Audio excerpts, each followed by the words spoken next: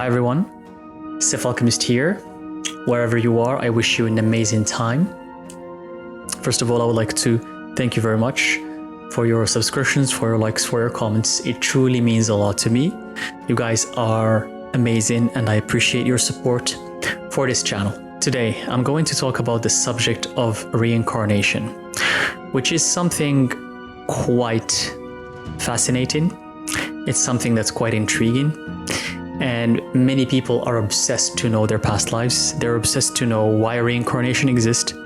And many people want to know what's the deal with this thing. Is it real? Is it something that actually happens? Do we get to reincarnate many times? Is it something that truly exists? Or is it just a construct of our imagination to make sense of life or to make sense of what's really going on around us and in our lives? So the only evidence that we have about reincarnation so far, because some research have been done on reincarnation, and the only evidence we have about that is the fact that when some people are born, when they're still young, before 7 years old, they do remember their previous lives. Some kids remember their previous lives, and they can even point out details, very accurate details, such as location, names, and even areas and events that have happened in their previous lives. And some researchers were able to track back these events that the kids were describing, and they realized that they were true. There are many famous cases, and many documentaries have been done on these cases, like certain kids who know who they were in their past lives, and they would start recalling events such as the fact that they were soldiers and that they died in war, and they remember their names. And it turned out that these people who they were describing actually existed, that they were real. Or other kids who would go to certain houses and say, I used to live here, this was my house, and the parents are usually confused because they can't make sense of these cases. And the kids are usually right. They know exactly what they're talking about because it's a memory from the past life. This maybe could happen with one of your own kids, but it usually happens up until 7 years old. After 7 years old, they start forgetting what happens in the past life. So if you have a kid and up until 6-7 years old, if they start saying things that don't make sense about past lives, about other people that they know or who they were, such as some kids who tell their parents that, yeah, I was your father and you were my daughter, something like that, it means that it's real. It means that in a past life, your kid was your parent. And that's why they're saying it when they're young, because they do remember that. So this is the evidence we have of reincarnation. The only true evidence that we have that it's actually a real thing. Because otherwise, no one has died and gone to the other side, to the afterlife, and came back and said, so this is exactly what happened. No one has done that, and there's no proof of that. There are many dogmas that describe what happens after death. Some of the most famous religions that speak about this are ancient Egypt, the ancient Egyptian Book of the Dead, and we have the ancient Tibetan Book of the Dead as well. So the Tibetan Book of the Dead and the Egyptian Book of the Dead. I highly recommend you to check them out. So these books, or manuscripts, if you will, one is from ancient Egypt, from the ancient Egyptian tradition, and the other one is from the Tibetan tradition. They describe what happens after we die, what happens to the soul. For the Tibetan Book of the Dead, it describes reincarnation, how the soul gets out of the body and it tries to find out another body to reincarnate in. In ancient Egypt, the soul is described as going to the afterlife. So either you go to the afterlife or you don't. There's no talk about reincarnation, and that's why the pharaohs and many ancient Egyptian people used to take their belongings with them in the tombs, because they believed that those belongings were going to go to the afterlife with them. And that's why they mummified their bodies, because they believed that when they come back to life, their bodies are going to stay exactly the same. So meaning that they go to the afterlife with their own bodies. There's some kind of little pieces of truth in all of this. But I don't believe that everything that is said is accurate, but there's definitely some truths hidden between the lines, such as, why did ancient Egyptians mummify their bodies? Why were they so obsessed with keeping their bodies the same for the afterlife? Does that mean that our bodies are going to be necessary for us when we ascend? Maybe. But many questions can be raised after reading these texts. Reincarnation is something that's highly believed in the Buddhist tradition, in the Hindu tradition. The Buddha said that the soul gets reincarnated many times, and Buddhists believe that you have been reincarnated before becoming a human. You've been reincarnated as an element, as an animal, as many things, as a plant, as a tree. And you're always reincarnated in a different form. It's not always a human being. Sometimes you're an animal. You could be a cat, you could be a dog, just to experience different things, different aspects of life, different facets of life, until you know who you truly are before you reach enlightenment. So being always reincarnated as a human being, as many people believe, it's not always the case. I also highly believe that you do get reincarnated as other beings, as in like what people label as either demons or spirits or entities. And I say it many times in my readings as, for some readings, I say in your past life, you were a demon, you were a spirit, you were an entity. So you're not always a human being. Sometimes you might reincarnate as an entity that belongs to a very different dimension.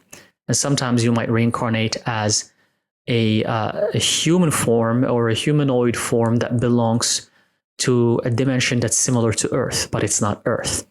It's not necessarily human, but it's kind of similar to human. So there's a lot of gray areas when it comes to reincarnation. So don't believe that it's always human, always human.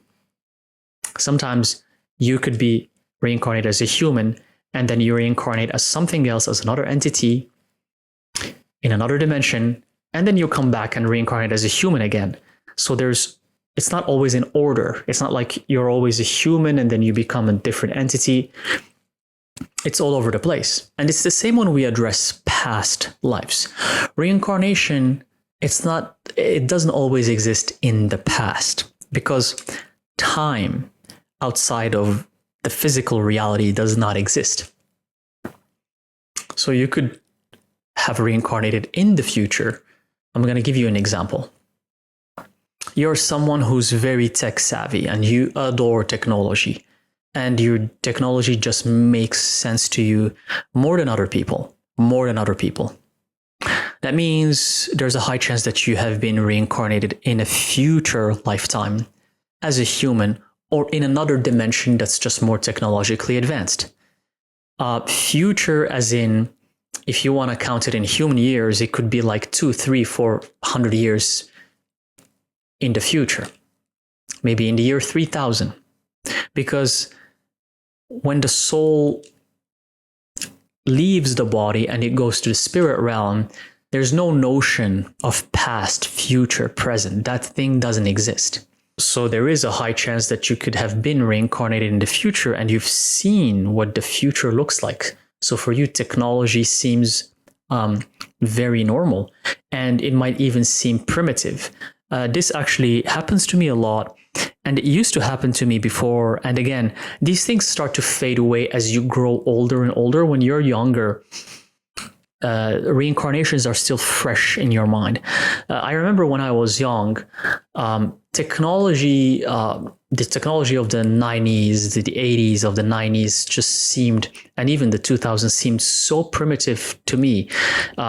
Everything that we're doing nowadays, which is communicating like across the world on screens and stuff like that, this never seemed like something amazing to me. I always thought, when I was young, I always thought, why wasn't this already there? Like, a lot of technological things that even exist nowadays seem very normal to me. And I always wonder, but shouldn't it be like this already? And I always get baffled about this brick phone that we use. I think, yes, I think that the phones we use, this is just me, it's my thought, and I've always thought about this. Maybe some of you think the same, maybe not. I've always thought this brick thing phone that we use is the most archaic, unadvanced thing that I have ever seen. I think it just looks so old, and so, no matter what version it is, the newest iPhone, the newest Android phone, the newest Samsung, whatever, everything just looks, it just looks old to me. It just does look futuristic. It does have, for me, technology has to be much faster than this. It has to be way more than this. I see nowadays, like, what we have, and it still feels so boring and normal to me, even with the newest stuff that are really that's released. And again, just to relate this is like a segue to my previous episode when I talked about my life in Japan. Japan, especially in the 70s, 80s, 90s, 2000s, was known to be the most technologically advanced country in the whole world. And I was so attracted to that land, and I went and lived there for 5 years and learned the language, and I addressed that in the previous episode. And the technology that Japan has, they were always like 10, 20 years ahead when it comes to technology, always.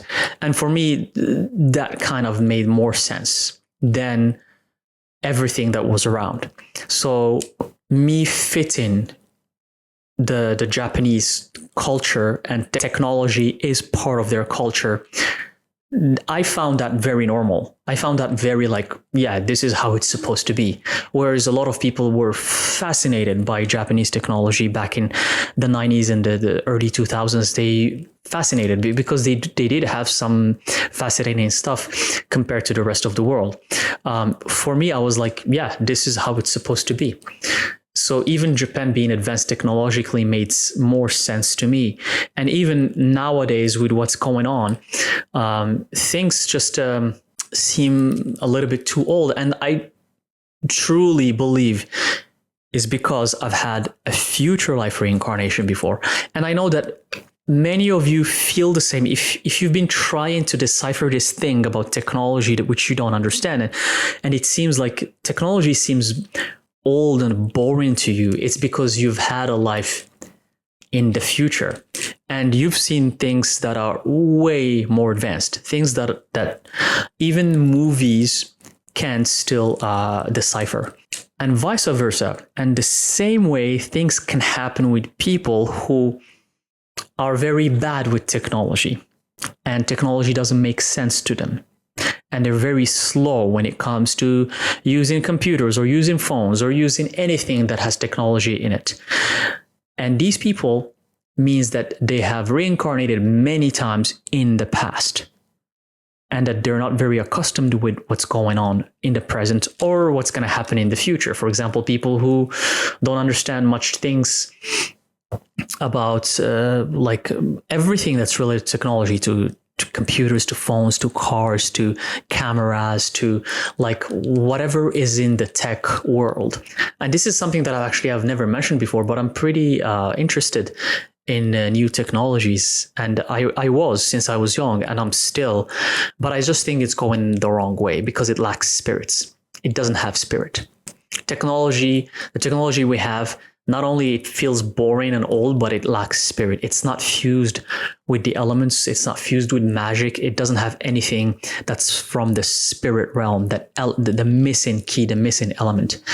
So for many of you, maybe you're not tech savvy and technology doesn't speak to you. That's because you probably had many past life reincarnations, as in lives that have happened in the past, maybe in the Middle Ages, or 1,000 years ago, 2,000 years ago, or maybe way before that. These are just elements that can help you decipher what kind of lifetime you've had before, either as a past one or as a future one. And again, you could have had reincarnations that have happened in dimensions that don't make any sense. And this is for most of you probably watching my content in this channel. It's you, the people who don't fit in, who like life on Earth just doesn't make any sense to you. Nothing makes sense to you. Like money doesn't make sense. The way humans are don't make sense to you. The way humans think, the way humans do things, to even like eating doesn't make sense to you. Like I catch myself sometimes wondering, why the heck do we have to eat? What is this thing? Who came up with this? Like these Anunnaki who create us, what is this concept? Sure, like, yeah, they're advanced, they're gods, but this doesn't make sense to me. Why do we have to eat? Why do we have to, there's just things that don't make sense to you, let alone societal ideas and societal rules. That stuff just don't resonate with you, and you don't understand it and you don't get it. So that means that you probably were reincarnated in a dimension that's completely different from Earth, that has nothing to do with Earth. And this brings me to discussing if we actually choose to reincarnate. This is a very tricky subject. There's something in the New Age spirituality that some people came up with. By the way, there's many concepts in New Age and spirituality in general that are just written by people in books. It's the same as the Emerald Tablet of Thoth the Atlantean.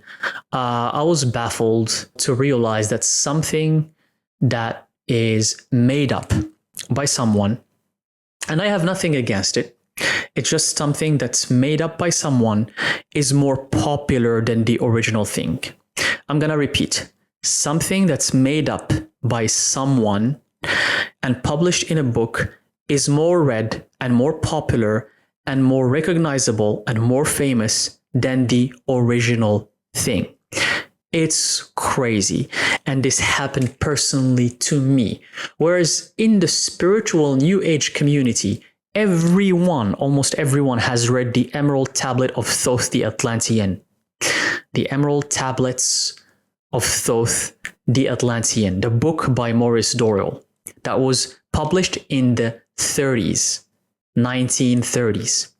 Everyone has read that book, and everyone thinks those are the Emerald Tablets without questioning why.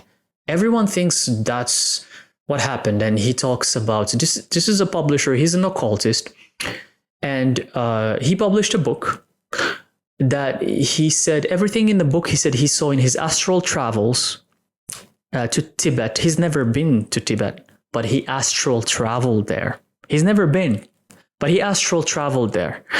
And his book, he writes about Atlantis and ancient Egypt and how Thoth ruled Atlantis. And after the fall of Atlantis, Thoth is the one who built Egypt, and he built the Great Pyramid and this and that. And this information, what I just said right now, this information is believed in the spiritual New Age community by everyone, and everyone thinks it's the truth. It's just something that someone wrote in the 30s in a book. It could have been a Lord of the Rings story. It could have been Harry Potter. It could have been a story about the Game of Thrones. It's just the only difference is that this guy labeled it as true instead of saying that, hey, maybe it's just a story. I know that a lot of these writers, like the author of Harry Potter or Lord of the Rings or Game of Thrones, maybe they did get inspired from spirit. Maybe they channeled these events from some other dimensions that happen in spirit. Like, I don't deny that. I'm well aware that we all sometimes channel information that's not from Earth.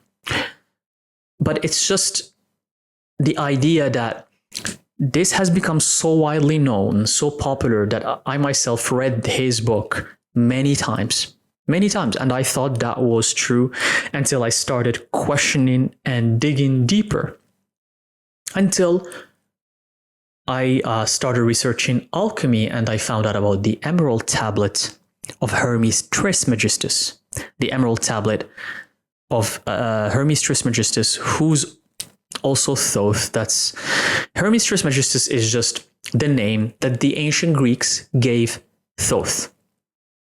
Just to be clear, so Thoth and Hermes Trismegistus are the same entity. There's only one tablet. It's the foundation of Hermeticism and alchemy.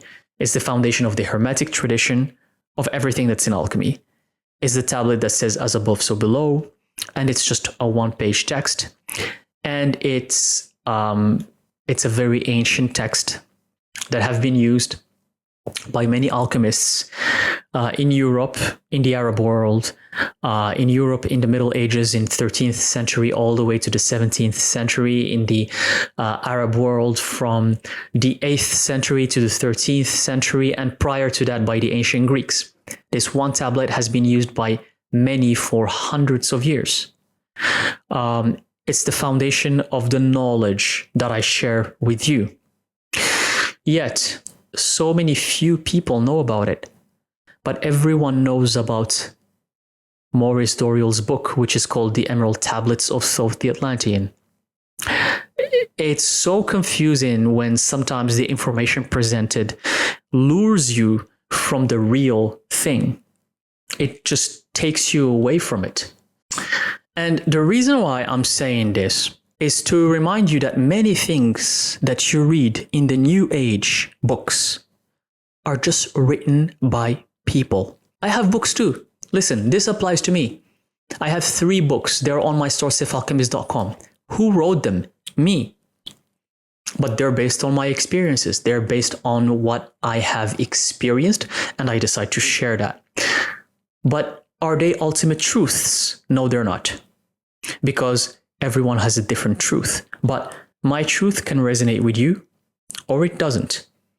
So it's up to you to believe that or to not. It's up to you. It's completely up to you because you have free will. So when it comes to reincarnation, don't believe anything you read in a New Age book.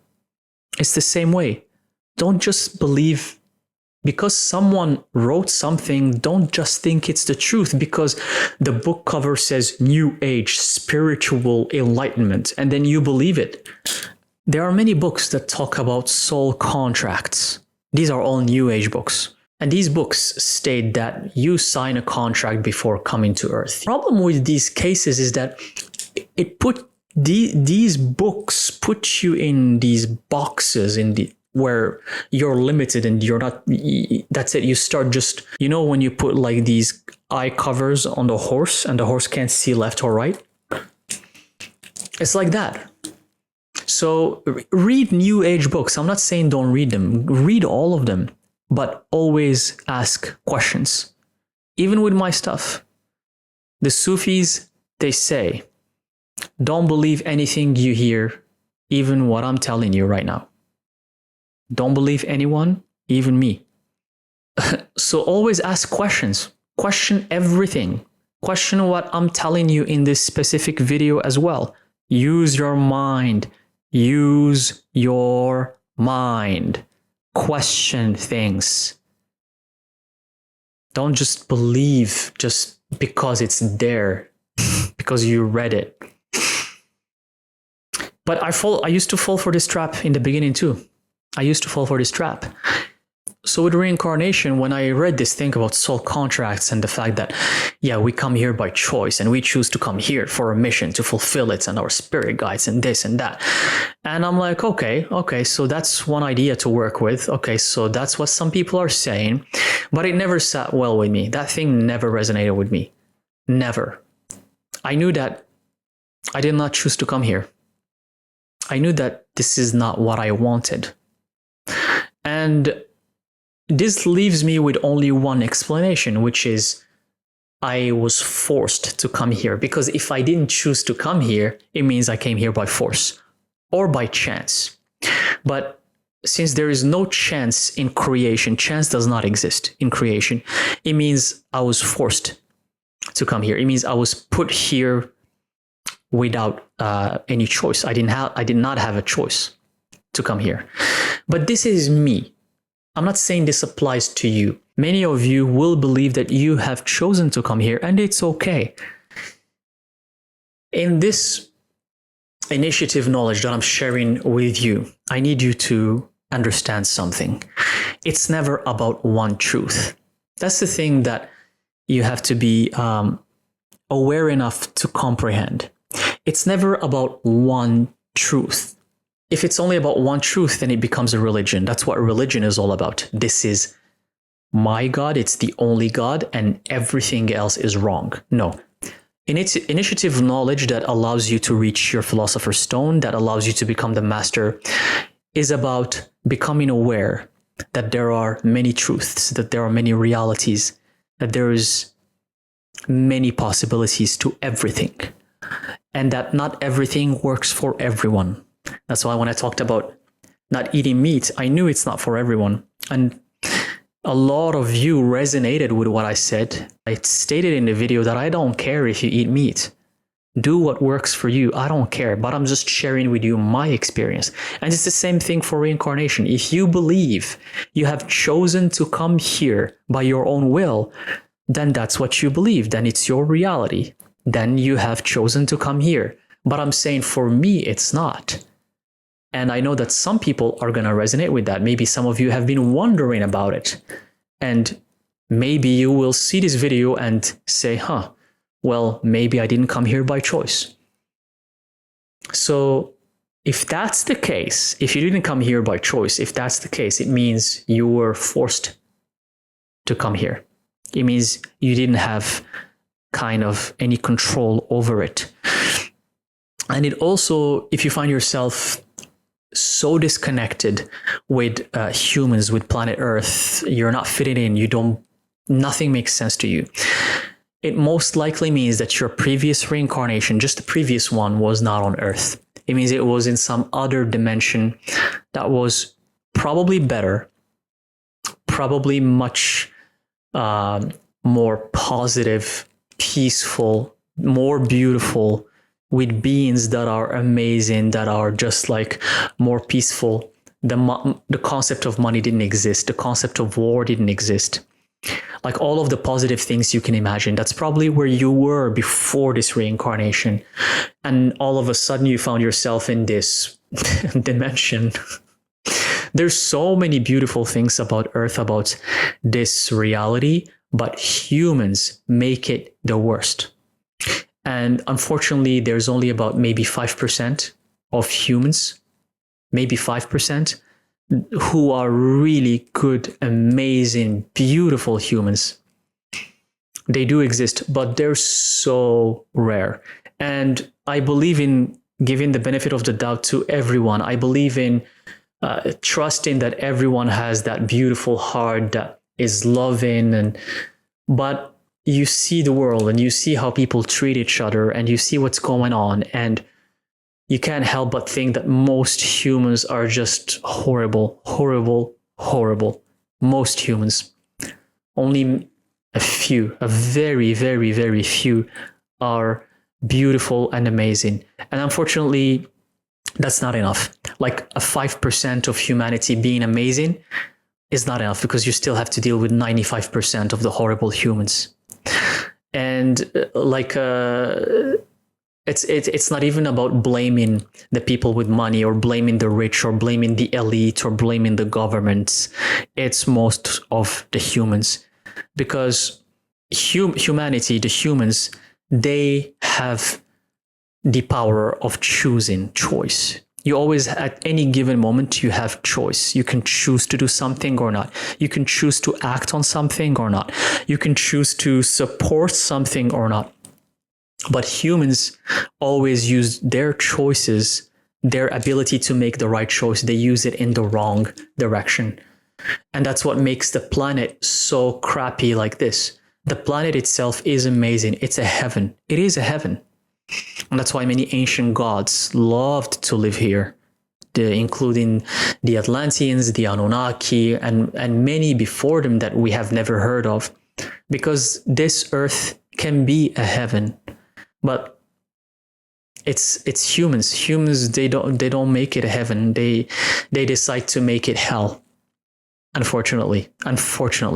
So for you, if you're reincarnated in this era, just like myself and many of us, know that in your previous life, you were somewhere that was completely beautiful and way vibrating on a much higher frequency. It's like you degraded, you descended from that higher frequency to a lower frequency, and that's why probably you're having a hard time in this reincarnation. You're having a very hard time because everywhere you look, it's just mayhem and wars and killings and humans trying to mess things up or trying to do negative things to each other or problems. And it could be with the smallest things. You could be just ordering your favorite coffee or tea, and then you see someone doing something negative, or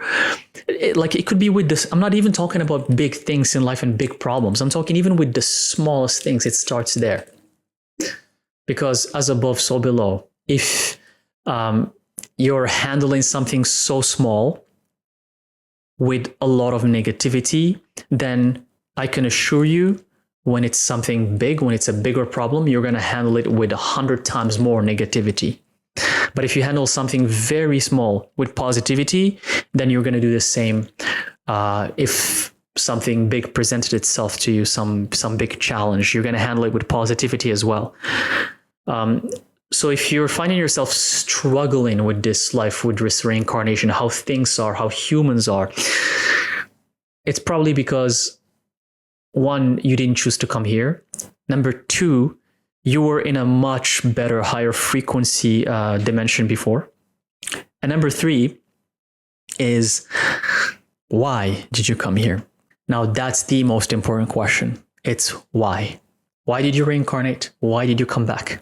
For what reason? And if you were forced to come here, why were you forced? Why did you have to come here? Why whoever pushed you to come here by force, why did they do that? Right now, with these things I'm doing, like these videos and everything I'm doing it out of duty, because I feel it's my duty, no more, no less. If I had the choice to do it, would I do it? No. I'm just being bluntly honest with you. If I had the choice to do it, I would say no. I don't want to do it because it's not easy. It's hard. But that's why you might feel like you didn't choose to come here, but you're here. And especially if you find yourself not fitting in and so disconnected from what humans are, and so into spirituality, into the occult, into the concepts of magic, into the concepts of spirit. If you find yourself in that category, then it's probably you came here for a mission, and that mission is to just spread your knowledge and wisdom, as simple as it sounds. But it's also the most challenging and one of the hardest things one soul can do. And this is what I have about reincarnation in a nutshell. Why do we reincarnate? Do we choose to reincarnate? I'm sure many of you feel otherwise. You feel like you choose to reincarnate, and that's totally fine. We all have different purposes. We all have different feelings and different intuitions. We all have come here for different reasons. I'm pretty certain that many souls chose to come here to experience something different. Again, Buddhism and Hinduism say that life on earth is a test. You come here to be tested and to learn different experiences until you ascend to moksha, and you just go beyond samsara, which is the concept of being reincarnated over and over and over. So basically, Buddhism and Hinduism teaches that the more you reincarnate, the closer you get to ascending this cycle of reincarnation. So there's many beliefs about this. about why do we reincarnate? Why do we come here? Is it to learn? Is life on Earth really just a test so we can learn? Or is it for fulfilling a mission to help other souls and to help other humans? For some other people, it could be just to reunite with their loved ones. For some other people, it could be just to help animals. For some other people, it could be to help sea life and the oceans. You never know. And I love that it's different missions and different purposes. I love that it's different for everyone. I'm not saying, oh, this is the only reason why you reincarnate. You know, for some other people, it could be to come here just so they can teach people about eating healthy. For some other people, it's about helping others how to take care of their bodies. Everyone has a different purpose. For some other people, it could be so they can produce and make beautiful music that can help people when they're going through rough times, and they listen to that beautiful music and they feel better. Everyone have a different purpose. Everyone have a different mission when they reincarnate. But do we choose to reincarnate? That's different for everyone. And one thing I want to also say is that the intervals of reincarnation vary. Tibetan Book of the Dead says that you reincarnate right away, like pretty fast, like right away after you die, you try to find a body that's ready to be born, and your soul goes into that body, and then you reincarnate again in that body through the baby. But for me, I believe that the intervals can vary from person to person. You can basically, after your reincarnation, you can stay in spirit form for 1,000 years. Yeah, I know that might sound very strange to you, but you can stay in spirit form for a very long time before you choose to reincarnate again. Some souls just are so tired of reincarnating that they want to take a long break. And in spirit, as I have mentioned earlier, the concept of time doesn't exist. So 1 year, 10 years, 100 years, 1,000 years, that concept does not exist. You can be in the spirit realm for a very long time. And that long time in Earth years could be 500 years, 1,000 years. It could be 50 years. I don't know. So it's not always you die and you reincarnate, you die and you reincarnate right away. It's not like that. And it's not always you're a human and then you reincarnate as a human again, and then as a human again, and as a human again. It varies. It's different for everyone. And that's why in your meditations and in your dreams, sometimes you see things that don't make sense, because they're all from other dimensions that don't make sense to humans. And those dimensions can be from your past lives. It's not always about humans. Humans have this ego problem that everything is centered around them, that they're the center of the universe, they're the only advanced being, they're the only advanced species. No. One lifetime, you're a human. Another lifetime, you're an animal in another dimension. In another lifetime, you're a demon. In another lifetime, you're just a spirit and you don't even reincarnate. And you're just in the spirit realm, roaming around for hundreds of years. And then you decide all of a sudden, oh, maybe it's time to reincarnate somewhere else. Or maybe I don't want, or maybe you decide to never reincarnate. So the subject has many elements to it. It's confusing, even to me. I try to research it and learn about it as much as I can. I don't have the right answers for you. I just shared with you what I believe, what I think, but it's up to you to do your own research and to figure out your own answers, because you have the right answers for you, for your soul, and for your life. Okay, so thank you very much for tuning in, for listening and watching. If you made it all the way here, I truly appreciate it. Let me know in the comment section. I'm really curious about what do you think about reincarnation? What is your experience with reincarnation? Do you believe that you choose to reincarnate or that you were forced to come here? What is your belief about this? Share your story with all of us in the comment section. Thank you very much, and I'll see you again in the next video. Thank you.